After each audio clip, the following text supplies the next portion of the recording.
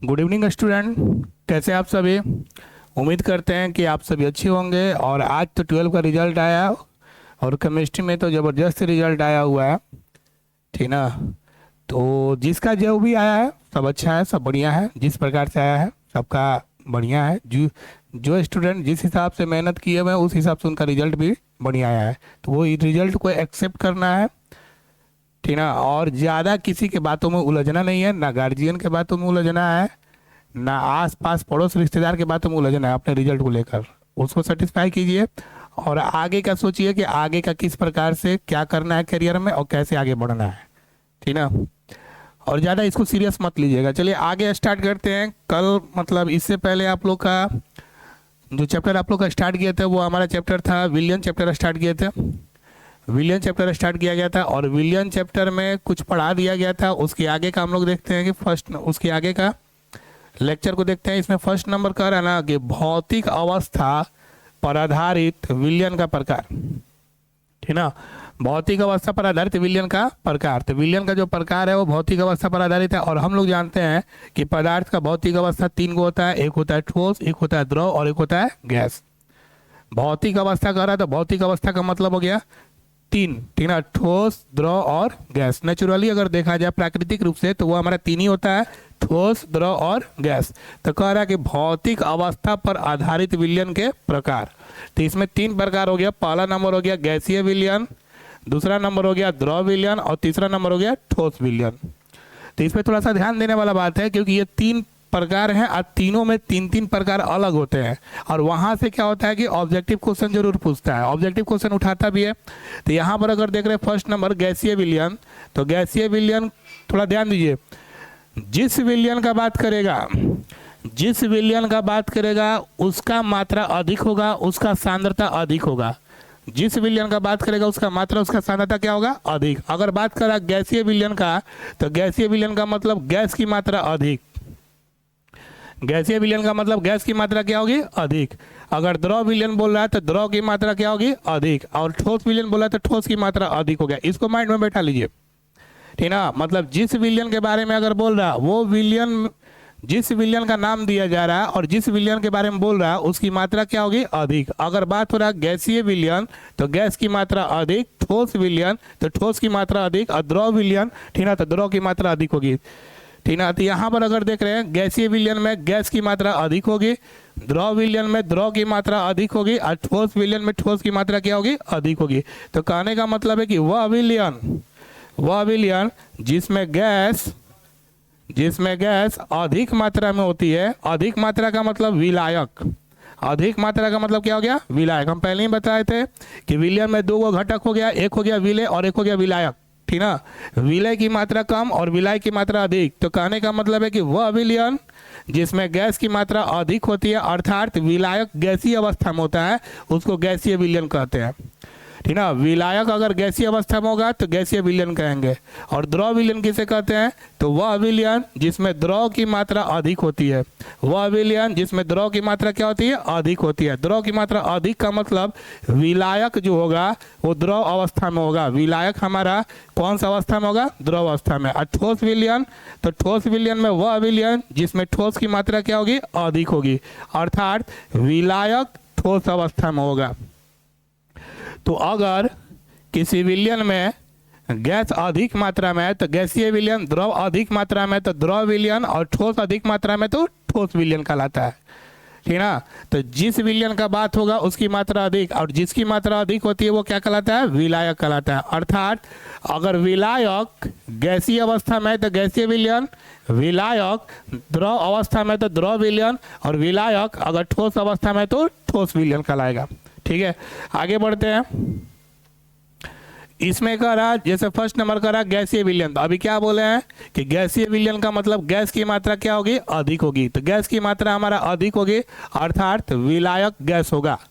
अर्थात इस विलयन में जो हमारा विलायक होगा वो हमारा क्या होगा, गैस होगा। तो विलायक हमारा क्या होगा, गैस होगा।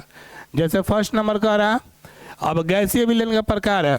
तो गैसीय विलयन के प्रकार में पहला नंबर कह रहा है गैस में ठोस।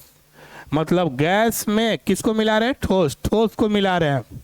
गैस में किसको मिला रहे हैं? ठोस, मतलब ठोस की मात्रा कम है, जिसको मिला रहे हैं उसकी मात्रा कम, और गैस में मिला रहे हैं तो गैस की मात्रा क्या है? अधिक। तो गैस की मात्रा अधिक और ठोस की मात्रा कम, तो उसे कहते हैं गैस में ठोस का विलयन, ठीक ना। गैसीय विलयन का ये तीनों प्रकार है, उसमें फर्स्ट नंबर बोल रहा है गैस में ठोस, मतलब ठोस को गैस में मिला रहे हैं। तो ठोस को किस में मिला रहा है? गैस में। तो गैस की मात्रा अधिक, क्योंकि इसमें मिलाया जा रहा है, गैस में मिलाया जा रहा है, तो गैस की मात्रा अधिक और ठोस की मात्रा कम, मतलब ये विलय, कम का मतलब हो गया विलय, विलय ठोस अवस्था में, ठीक ना, और विलायक गैसीय अवस्था में, उसको कहते हैं गैस में ठोस का विलयन। जैसे इसका एग्जाम्पल हो गया आयोडीन का वाष्प, आयोडीन का क्या हो गया? वाष्प। तो आयोडीन हमारा हो गया ठोस, आयोडीन हमारा क्या हो गया? ठोस, ठीक ना, और इसको वाष्प किया जा रहा है, तो वाष्प हमारा हो गया गैस, वाष्प क्या हो गया? गैस। तो मतलब गैस में कौन जाकर मिल रहा है? ठोस। गैस में कौन जाकर मिल रहा है? ठोस। तो आयोडीन का वाष्प होना गैस में ठोस के मिश्रण का एग्जाम्पल हो गया, या आंधी तूफान हो गया, ठीक ना। तो आंधी तूफान अगर आता है तो आप देखते हैं कि आंधी तूफान अगर तेज हवा चलता है तो हवा में, मतलब गैस में जो धूल कण जाकर मिलते हैं, तो धूल कण हमारा कौन सा अवस्था में होता है? ठोस अवस्था। तो धूल कण की मात्रा कम, धूल कण की मात्रा कम और हवा की मात्रा क्या होती है? अधिक, तो उसको हम लोग कहते हैं गैस में ठोस का मिश्रण, गैस में ठोस का मिश्रण। पहला नंबर हो गया। अगला कह रहा है कि गैस में द्रव, मतलब द्रव को गैस में मिला रहे हैं, द्रव को किस में मिला रहे हैं? गैस में, मतलब द्रव की मात्रा कम होगा और गैस की मात्रा अधिक होगा, मतलब विलायक गैसीय अवस्था में और विलय द्रव अवस्था में, उसको कहते हैं गैस में द्रव का मिश्रण। गैस में द्रव का मिश्रण मतलब द्रव की मात्रा कम और गैस की मात्रा अधिक। जैसे एग्जांपल हो गया वायु में क्लोरोफॉर्म, तो ये जो क्लोरोफॉर्म हो गया ये द्रव अवस्था में होता है, क्लोरोफॉर्म स्प्रे टाइप का होता है, ठीक ना। तो ये हमारा कौन सा अवस्था में होता है? द्रव अवस्था में होता है, और इसको किस में मिला रहे हैं? वायु में मिला रहे हैं। तो वायु हो गया गैस, वायु क्या हो गया? गैस हो गया, ठीक ना। तो गैस में किसको मिला रहे हैं? द्रव को। तो द्रव की मात्रा कम, द्रव की मात्रा कम और वायु की मात्रा क्या है? अधिक है। तो वायु में क्लोरोफॉर्म हो गया एग्जाम्पल गैस में द्रव का।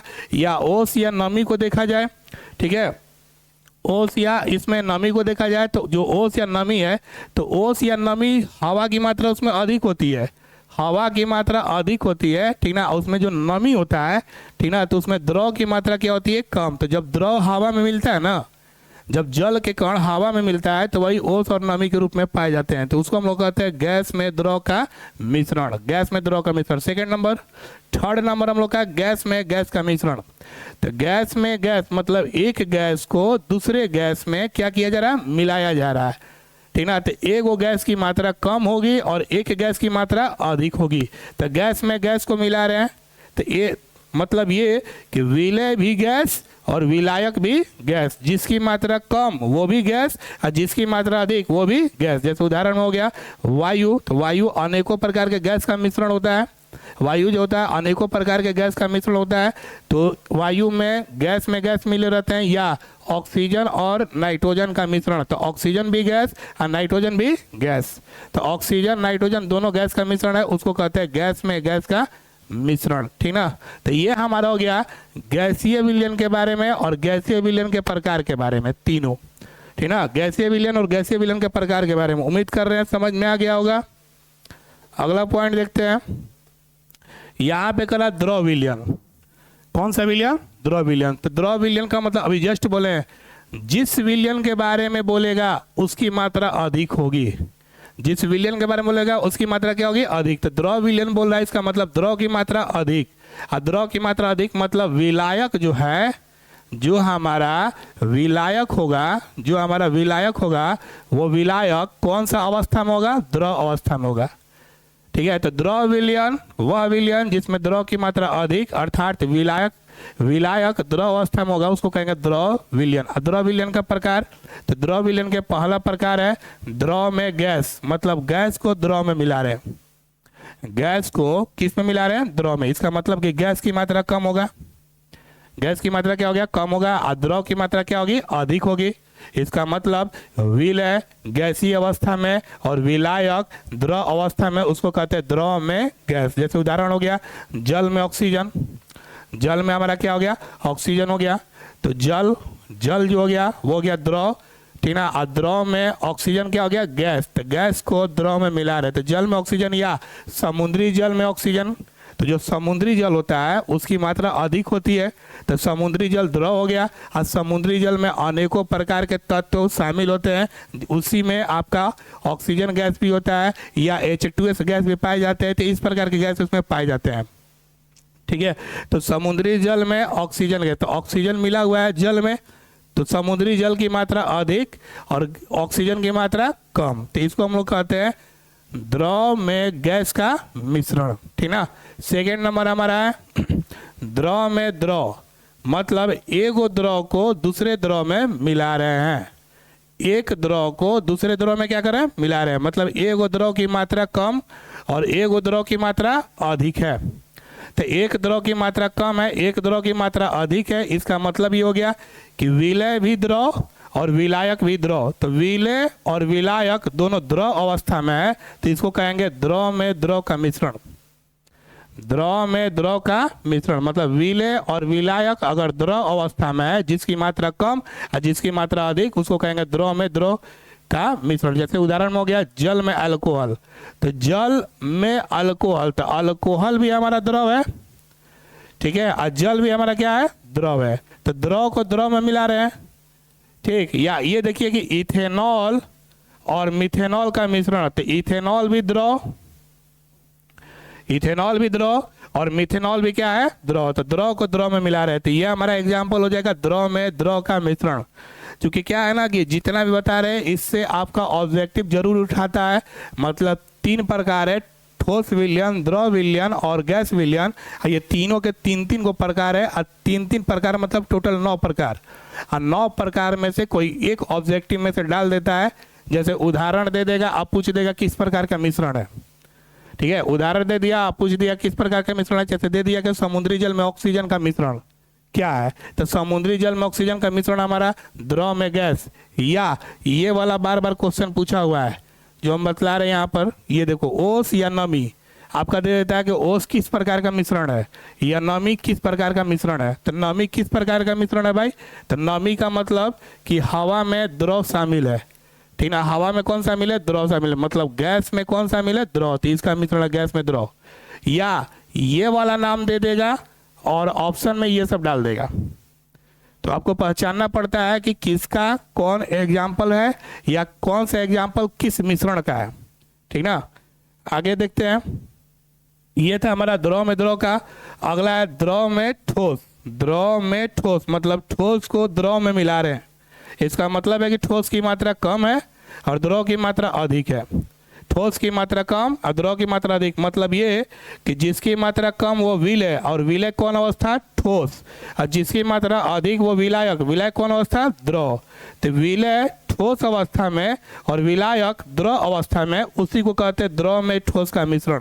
जैसे एग्जाम्पल हो गया जल में चीनी, तो चीनी हो गया ठोस, चीनी हो क्या हो गया, ठोस पदार्थ हो गया। और चीनी को किस में मिला रहे हैं, जल में, तो ये द्रव पदार्थ हो गया, ठीक है। ठीक, चीनी को मिलाइए या नमक को मिलाइए, तो ये हमारा एग्जाम्पल हो गया द्रव में ठोस के मिश्रण का, द्रव में ठोस के मिश्रण का एग्जाम्पल हो गया। तो ये सेकंड नंबर था द्रव विलयन। कौन सा विलयन था, द्रव विलयन। तो पहला नंबर गैसीय और दूसरा नंबर द्रव विलयन, ठीक ना। आगे देखते हैं, हाँ थर्ड नंबर हमारा आ गया ठोस विलयन। कौन सा विलयन, ठोस विलयन। और अभी जस्ट बोले हैं कि जिस विलयन के बारे में बोलेगा उसकी मात्रा अधिक होगी, इसका मतलब है कि इस विलयन में ठोस की मात्रा अधिक होगी, अर्थात विलायक जो होगा, अर्थात विलायक जो होगा वो कौन अवस्था में होगा, ठोस अवस्था में होगा। विलायक हमारा कौन अवस्था में होगा, ठोस अवस्था में, उसको कहते हैं ठोस विलयन। ठोस विलयन वह विलयन जिसमें विलायक ठोस अवस्था में होता है, उसको कहते हैं ठोस विलयन। एज एग्जाम्पल, सॉरी, इसका 3 प्रकार होता है, और 3 प्रकार में पहला प्रकार हो गया ठोस में गैस, मतलब गैस को ठोस में मिला रहे हैं, गैस को किस में मिला रहे हैं, ठोस में, मतलब ठोस की मात्रा अधिक और गैस की मात्रा कम, मतलब विलय गैसीय अवस्था में होगा और विलायक ठोस अवस्था में होगा, उसको बोलेंगे ठोस में गैस का मिश्रण। विलय मतलब जो कम है वो गैस, और विलायक मतलब जो अधिक है वो ठोस। तो ठोस की मात्रा अधिक और गैस की मात्रा कम, ठीक ना। उदाहरण में जैसे प्लेटिनम पर हाइड्रोजन गैस, जब हम लोग पढ़ेंगे सेल के बारे में, बैटरी के बारे में, 3rd नंबर चैप्टर हम लोग का है वैद्युत रसायन, तो सेल में हम लोग को पढ़ना है इलेक्ट्रोड विभव, और इलेक्ट्रोड विभव में पढ़ना है हाइड्रोजन के बारे में, ठीक ना। तो इलेक्ट्रोड विभव में क्या होता है कि जैसे ये हमारा सेल हो गया एक, ठीक है, और इस सेल में हमारा एक इलेक्ट्रोड लगे रहते हैं, इलेक्ट्रोड लगे रहते हैं, और यहाँ से आपका एक छिद्र छोड़ा जाता है, स्पेस छोड़ा जाता है, और ये इलेक्ट्रोड हमारा प्लेटिनम का होता है। ये इलेक्ट्रोड हमारा किसका होता है? प्लेटिनम का होता है, ठीक ना। तो ये जो इलेक्ट्रोड लगा हुआ है प्लेटिनम का, और यहाँ से हाइड्रोजन गैस को भेज रहे हैं। कौन से गैस को भेज रहे हैं? हाइड्रोजन गैस को। समझिएगा, इसके एग्जाम्पल को, ये वाला एग्जाम्पल को समझा रहे हैं, ठीक है। जब हम लोग सेल पढ़ेंगे हाइड्रोजन, ठीक ना, हाइड्रोजन के बारे में, जिसको हम लोग कहते हैं मानक इलेक्ट्रोड विभव के रूप में, ये हाइड्रोजन के रूप में, तो उसको थोड़ा सा ध्यान दीजिए। कह रहा है कि ये जो प्लेट है, ये प्लेट, तो ये प्लेट हमारा प्लेटिनम है, प्लेटिनम हमारा धातु होता है, और धातु हमारा क्या है? ठोस है। धातु हमारा क्या है? ठोस है। तो ये प्लेटिनम का प्लेट हो गया, और धातु हो गया, ठोस हो गया, और इसमें हाइड्रोजन गैस को प्रवाहित किया जाता है। तो हाइड्रोजन गैस को जब प्रवाहित करते हैं तो हाइड्रोजन हमारा कौन सा अवस्था में? गैसीय अवस्था में। तो जब हाइड्रोजन गैस तेजी से जाएगा तो इस पर जाकर लिपटने लगेगा, मतलब हाइड्रोजन गैस के जो कण होंगे, हाइड्रोजन गैस के जो पार्टिकल होगा, वो प्लेट पर जाकर धीरे धीरे बैठने लगेगा, ठीक ना। मतलब एगो प्लेट हो गया, धातु का प्लेट, ये धातु के प्लेट पर हाइड्रोजन गैस को जब फोर्सली भेजा जाएगा, ठीक ना, तेजी से भेजा जाएगा, तो हाइड्रोजन गैस के कण इस प्लेट के सतह पर धीरे धीरे धीरे धीरे जाकर क्या होने लगेंगे? बैठने लगेंगे। और जब धीरे धीरे बैठने लगेंगे तो हम देख रहे हैं कि गैस के कण प्लेट पर जाकर बैठ रहा है, और ये प्लेट जो है वो धातु है, ठोस अवस्था है। तो ठोस जो है उसकी मात्रा ज़्यादा है, और इस पर बैठने वाले गैस के कण कम मात्रा में है, ठीक ना। किस में है? कम मात्रा। इसका मतलब है कि ठोस पर कौन जाकर बैठ रहा है? गैस। ठोस पर कौन जाकर बैठ रहा है? गैस। तो ये एग्जाम्पल हो गया कि प्लेटिनम पर हाइड्रोजन गैस का मुक्त होना, विक्षेपित होना। प्लेटिनम पर हाइड्रोजन गैस का मुक्त होना, विक्षेपित होना, ये हमारा एग्जाम्पल एक प्रकार का हो गया, ठीक ना, आपका ठोस में गैस के मिश्रण का, ठोस में गैस के मिश्रण का, ठीक ना। तो ये ठोस में गैस के मिश्रण का हो गया एग्जाम्पल, प्लेटिनम पर हाइड्रोजन गैस। तो हाइड्रोजन गैस की मात्रा कम, अब प्लेटिनम जो धातु है ठोस है, इसकी मात्रा अधिक है, ठीक है। सेकेंड नंबर अगर देख रहे हैं हम लोग यहाँ पर, सेकेंड नंबर ठोस में द्रव। तो ठोस में किसको मिला रहे हैं? द्रव को मिला रहे हैं। ठोस में हम किसको मिला रहे हैं? द्रव को मिलाया जा रहा है, ठीक है। तो अब थोड़ा सा ध्यान दीजिए कि ठोस की मात्रा अधिक होगी और द्रव की मात्रा कम होगी। इसका मतलब है कि विलय द्रव अवस्था में है और विलायक ठोस अवस्था में है। विलय द्रव अवस्था में और विलायक ठोस अवस्था में। विलय को, ठीक ना, विलायक में मिला रहे हैं, इसका मतलब कि द्रव को ठोस में मिला रहे हैं, इसको कहते हैं ठोस में द्रव का मिश्रण। जैसे सोडियम पर मरकरी का विक्षेपण होना, सोडियम पर किसका? मरकरी का। तो मरकरी जो पारा होता है ये लिक्विड फॉर्म में होता है, द्रव फॉर्म में होता है, ठीक ना। मरकरी धातु है लेकिन ये हमारा द्रव अवस्था में होता है, ठीक ना, लिक्विड फॉर्म में होता है, जिसको अमलगम कहते हैं। क्या कहते हैं? अमलगम। अमलगम कहते हैं, ठीक ना। इसको हम लोग क्या कहते हैं? अमलगम कहते हैं। तो मरकरी को सोडियम पे डालेंगे तो सोडियम हमारा क्या हो गया? धातु हो गया। सोडियम हमारा क्या हो गया? धातु, जो ठोस अवस्था में। कौन अवस्था में? ठोस अवस्था। तो ठोस पर द्रव को डाला जा रहा है। जैसे मान लो सोडियम हो गया, ये सोडियम पर मरकरी को अगर डाला जाए तो उसका लेप चढ़ाया जाएगा, ठीक ना। तो मरकरी हो गया द्रव अवस्था, आई हो गया ठोस अवस्था। तो सोडियम पर मरकरी का लेप चढ़ाना, विक्षेपित करना, ये आपका एग्जाम्पल दर्शाता है ठोस में द्रव का। ठोस में द्रव का मतलब ये ठोस हो गया और ये क्या हो गया? द्रव हो गया। तो ये भी एग्जाम्पल हमारा पूछा हुआ है क्वेश्चन में, फाइनल एग्जाम में। और अगला लास्ट हमारा है ठोस में ठोस का मिश्रण। ठोस में ठोस का मिश्रण मतलब कि जिसको मिला रहे हैं वो भी ठोस और जिसमें मिला रहे हैं वो भी ठोस, तो इसकी मात्रा कम और इसकी मात्रा अधिक होगा। मतलब विलय और विलायक दोनों ठोस अवस्था में होंगे। विलय भी ठोस और विलायक भी ठोस, तो उसको बोलेंगे ठोस में ठोस का मिश्रण। जैसे एग्जांपल हो गया कॉपर और जिंक को मिला रहे हैं, ठीक ना। तो कॉपर भी ठोस अवस्था, जिंक भी ठोस अवस्था, दोनों को मिलाएंगे, ठीक ना। तो जब दोनों को मिलाएंगे तो यह हमारा एग्जाम्पल हो जाएगा ठोस में ठोस का मिश्रण। या जितने भी मिश्र धातु हैं, जितने भी मिश्र धातु है, या अगर ऐसे देखा जाए तो जो सोना होता है और सोना का जो आभूषण बनाया जाता है वो मिश्र धातु के रूप में बनाया जाता है, ठीक ना। सोना अगर 24 कैरेट लिया जाए तो 24 कैरेट मतलब शुद्ध सोना हो जाएगा, और उसका आभूषण तैयार करना, ठीक ना, मुमकिन नहीं है। जब तक उसमें मिक्स नहीं किया जाएगा, मिश्रित नहीं किया जाएगा, तब तक वो शेप नहीं बनेगा, ना उसका आकार दिया जाएगा। तो 24 कैरेट सोना, ठीक ना, जिसमें डक्टाइल प्रॉपर्टीज होता है, तो अगर सोना को आभूषण के रूप में तैयार किया जाए, शुद्ध सोना को, तो वो तुरंत टूट जाएगा, ठीक ना। तो उसमें क्या किया जाता है कि सोना में कॉपर के कुछ मात्रा को मिलाया जाता है। तो सोना को भी पिघलाया जाता है, कॉपर को भी पिघलाया जाता है। आप पिघला कर दोनों को मिक्स करते हैं। अब मिक्स करने के बाद उसको ठंडा किया जाता है, ठीक है। उसको आकार देकर क्या किया जाता है, ठंडा किया जाता है। तब एक प्रकार से अगर देखा जाए तो सोना में, ठीक ना, जो सोना जो होता है उसमें कॉपर को मिक्स कर रहे हैं, ठीक। तो सोना में कॉपर को मिक्स करके एक हमारा मिश्रण तैयार किया जा रहा है। क्या तैयार किया जा रहा है, मिश्रण। तो ये भी हमारा ठोस है और ये भी हमारा ठोस है। तो एक ठोस को दूसरे ठोस में मिला रहे हैं। कॉपर की मात्रा कम तो विलय, और सोना की मात्रा अधिक तो ये हो गया विलायक। तो ये एक प्रकार से मिश्रण हो गया, ठीक ना। आपका ठोस में ठोस के मिश्रण का एग्जाम्पल हो गया। तो ये था हमारा तीनों प्रकार इसमें जो तीनों हम इसके बारे में बतला रहे थे, ठीक है। अभी क्या बोले, भौतिक अवस्था पर आधारित विलयन के प्रकार। विलयन के प्रकार में गैसीय विलयन, द्रव विलयन और ठोस विलयन, ठीक ना। यहाँ पर अगर बात किया जाए तो गैसीय विलयन, गैसीय विलयन के 3 गो प्रकार, गैस में ठोस, गैस में द्रव और गैस में गैस, ठीक, समझा दिए इसको।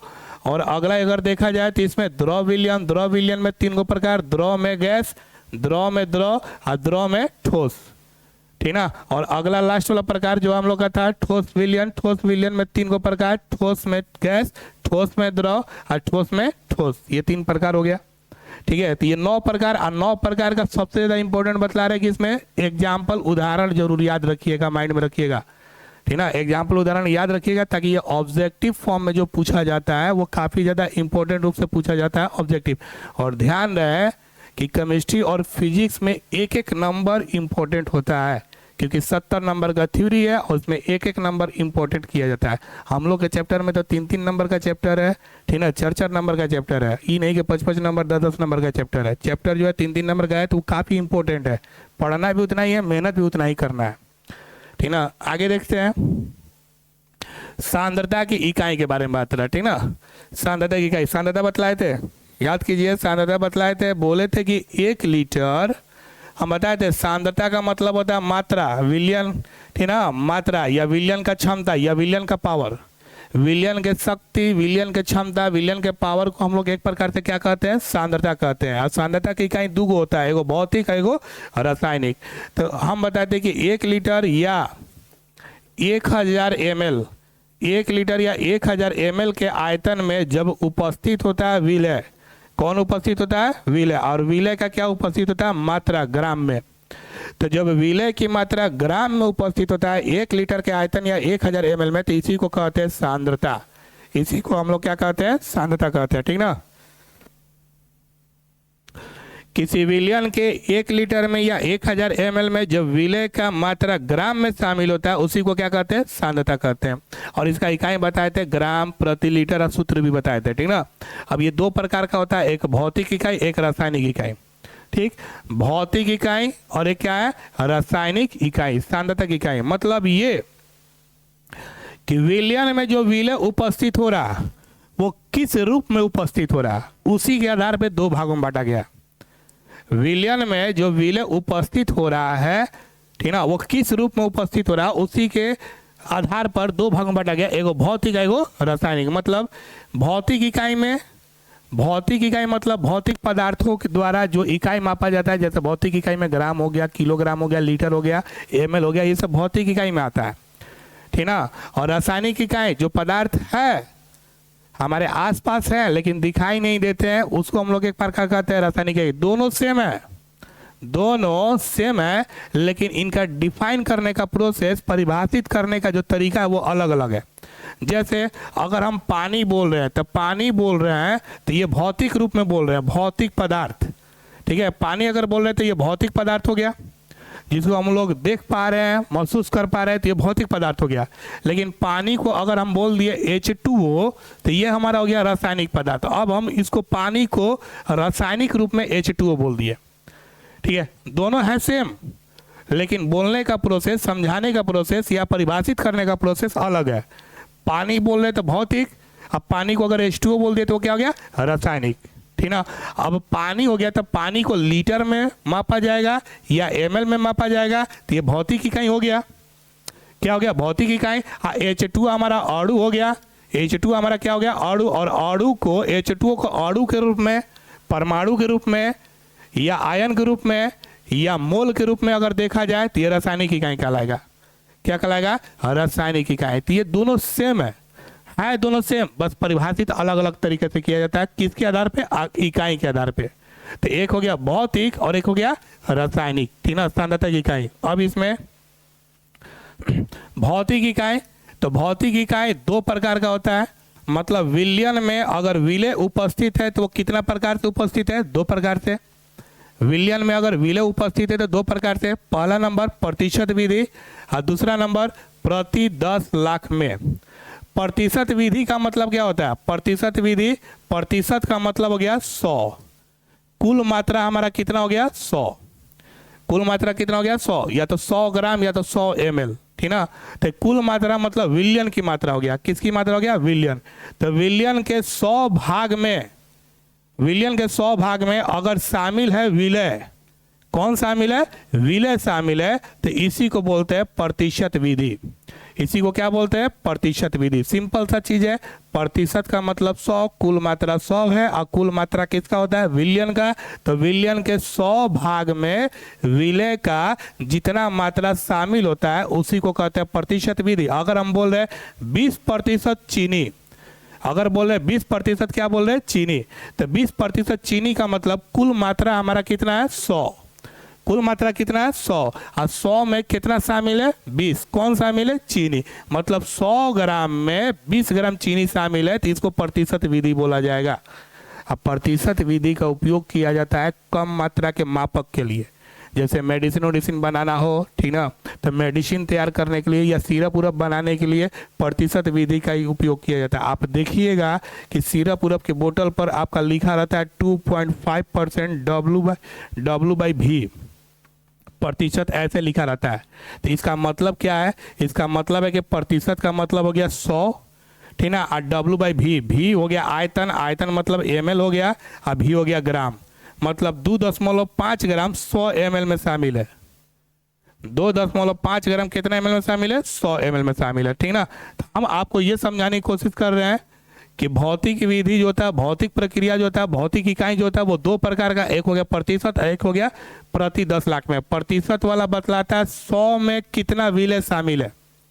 प्रतिशत वाला बतलाएगा कि 100 में विलय कितना शामिल है, और ये प्रति 10 लाख बतलाएगा कि 10 लाख मात्रा में विलय कितना शामिल है। बस यही दोनों में फर्क है, और ज़्यादा फर्क नहीं है, ठीक ना। तो 10 लाख मात्रा हो गया 10 लाख में विलय कितना शामिल है। तो अगर कोई विलयन ये बतलाता है कि 100 में विलय कितना शामिल है, तो ये प्रतिशत बतलाएगा। अगर किसी विलयन में ये बतलाता है कि 10 लाख विलयन में 10 लाख ग्राम 10 लाख ml में विलय कितना शामिल है, तो ये कहलाता है प्रति 10 लाख में। तो बताओ यहाँ पे कितने प्रकार की इकाई हो गया, दो प्रकार का हो गया। एक हो गया प्रतिशत और एक हो गया प्रति 10 लाख। प्रतिशत वाला बतलाएगा 100 में कितना शामिल है, और प्रति 10 लाख वाला बतलाएगा कि 10 लाख में विलय कितना शामिल है, ठीक है। प्रति 10 लाख में विलय कितना शामिल है, ठीक। अब यहाँ पे बताओ प्रतिशत विधि 3 भागों में बांटा गया। प्रतिशत विधि को 3 भागों में, पहला नंबर भार प्रतिशत। तो भार प्रतिशत किसे कहते हैं, तो 100 ग्राम में, 100 ग्राम विलयन में, 100 ग्राम किसमें, विलयन में। तो 100 ग्राम विलयन में अगर विलय शामिल है, कौन शामिल है, विलय शामिल है, और विलय की मात्रा ग्राम में शामिल है, तो इसको कहते हैं भार प्रतिशत। तो किसी विलयन के 100 ग्राम में विलय की मात्रा अगर ग्राम में शामिल है तो भार प्रतिशत। किसी विलयन के 100 ग्राम में अगर विलय की मात्रा ग्राम में शामिल है तो क्या कहलाता है, भार प्रतिशत। अगला बात हो रहा है आयतन प्रतिशत। भार प्रतिशत को W/W प्रतिशत कहते हैं। भार प्रतिशत को W/W प्रतिशत कहते हैं। अब यहाँ पे देख लो कि विलयन की मात्रा भी ग्राम में जो भार हो गया, अब विलय की मात्रा भी ग्राम में जो भार हो गया, तो भार भार में शामिल हो रहा है, तो इसको कहते हैं भार प्रतिशत, W/W प्रतिशत। आयतन प्रतिशत, इसको कहते हैं V/V प्रतिशत, V/V प्रतिशत। इसमें क्या है, 100 ml के विलयन में, 100 ml के विलयन में जब विलय उपस्थित होता है, कौन उपस्थित होता है, विलय। जब विलय उपस्थित होता है ml में, विलय उपस्थित होता है ml में, मतलब 100 ml में विलय ml में उपस्थित होगा, उसको कहेंगे आयतन प्रतिशत। क्या बोलेंगे, आयतन प्रतिशत, ठीक ना। तो आयतन प्रतिशत कहते हैं कि किसी विलयन के 100 ml में अगर विलय ml में उपस्थित होता है, विलय की मात्रा ml में उपस्थित होता है, उसको कहते हैं आयतन प्रतिशत, मतलब V/V प्रतिशत। तो ये हो गया भार प्रतिशत, ये हो गया आयतन प्रतिशत। भार प्रतिशत में ग्राम ग्राम में शामिल होगा, आयतन प्रतिशत में ml में शामिल होगा। कितना ml में, 100 ml में। और लास्ट वाला हो गया भार आयतन प्रतिशत, मतलब इसको कहते हैं W/V प्रतिशत, W/V प्रतिशत, मतलब वेट बाय वॉल्यूम परसेंटेज। इसमें क्या है, 100 ml के विलयन में, 100 ml के विलयन में जब शामिल होता है विलय, कौन शामिल होता है, विलय शामिल होता है, और विलय की मात्रा ग्राम में, विलय की मात्रा ग्राम में। तो किसी विलयन के 100 ml में जब विलय की मात्रा ग्राम में शामिल होता है, किसी विलयन के 100 ml में जब विलय की मात्रा ग्राम में शामिल होता है, तो इसको कहते हैं भार आयतन प्रतिशत, भार आयतन प्रतिशत। यहाँ पर अगर देखा जाए तो यहाँ पर विलयन की मात्रा ml में है, विलयन की मात्रा किस में, ml में, और विलय की मात्रा ग्राम में। विलय की मात्रा किस में, ग्राम में। तो एगो ml में और एगो क्या है, ग्राम में। तो ml में ग्राम शामिल है, ml में कौन शामिल है, ग्राम शामिल है। तो किसी विलयन के 100 ml में विलय की मात्रा ग्राम में शामिल होगा, तो इसको कहते हैं भार आयतन प्रतिशत, भार आयतन प्रतिशत। तो ये हमारा हो गया इसके रूप में, ठीक ना। तो भौतिक इकाई दो प्रकार का, एक प्रतिशत विधि और एक हो गया प्रति 10 लाख में, जिसको कहते हैं ppm, पार्ट्स पर मिलियन। अब प्रतिशत विधि 3 प्रकार का, भार प्रतिशत, आयतन प्रतिशत, भार आयतन प्रतिशत। उम्मीद करें सब समझ में आ गया होगा। कुछ नहीं, इकाई केवल इधर उधर है। ग्राम में ग्राम शामिल है, भार प्रतिशत, ml में ml शामिल है, आयतन प्रतिशत, और ml में ग्राम शामिल है, तो भार आयतन प्रतिशत। क्लियर, कोई डाउट? आइए आइए किनारे आइए। अब इधर देखिए, आगे बढ़ते हैं। यहाँ पे क्या, प्रति 10 लाख में। अभी हम क्या बोले हैं, प्रतिशत विधि का मतलब 100 में विलय कितना शामिल, उसको कहते हैं प्रतिशत विधि, ठीक ना। अब प्रति 10 लाख का मतलब, प्रति 10 लाख का मतलब 10 लाख भाग में, ठीक ना, 10 लाख भाग में जो विलय शामिल होता है, जो क्या शामिल होता है, विलय शामिल होता है, इसी को कहते हैं ppm। क्या कहते हैं, ppm। मतलब 10 लाख ग्राम में, ये विलयन है, क्या है, विलयन। तो 10 लाख ग्राम विलयन में जब विलय शामिल होता है, तो इसी को कहते हैं प्रति 10 लाख में ppm। तो दोनों में ज़्यादा फर्क नहीं है, ये बतलाएगा 100 में और ये बतलाएगा 10 लाख में, 100 में और ये बतलाएगा 10 लाख में। क्लियर, आगे देखते हैं, ठीक ना। अब यहाँ पर सेकंड नंबर है रासायनिक इकाई। कौन सी इकाई है, रासायनिक इकाई। रासायनिक इकाई के बारे में बात हो रहा है। तो रासायनिक इकाई हम जस्ट अभी बोले हैं कि एक हो गया भौतिक, एक हो गया रासायनिक, ठीक ना। तो हमारा मेन मोटो है रासायनिक इकाई, इसी के बारे में मेन पढ़ना है। तो रासायनिक इकाई यहाँ पर 4 प्रकार का दिखाया जा रहा है। पहला नंबर हो गया मोलरता, जिसको कहते हैं मोलर, जिसको बोलते हैं मोलर, ठीक ना। सांद्रता, क्या बोलते हैं, मोलर सांद्रता। मोलरता को कहते हैं, मोलर सांद्रता सूचित करते हैं बड़ा एम से। सेकंड नंबर है मोललता, जिसको कहते हैं मोलल सांद्रता। मोललता को कहते हैं मोलल सांद्रता, जिसको छोटा एम से सूचित करते हैं। और तीसरा नंबर है नॉर्मलता, जिसको कहते हैं सामान्यता, बड़ा एन से सूचित करते हैं, सामान्यता, नॉर्मलता, बड़ा एन से। और 4 नंबर है मोल अंश, या इसी को कहते हैं मोल प्रभाज्य, ठीक ना। मोल प्रभाज्य कहते हैं इसको, मोल प्रभाज्य कहते हैं, जिसको एक्स से सूचित करते हैं। किससे सूचित करते हैं, एक्स से, ठीक है। तो ये हमारा रासायनिक इकाई का प्रकार हो गया, और इनको बारी बारी से अगला क्लास में डील किया जाएगा पूरा, ठीक ना।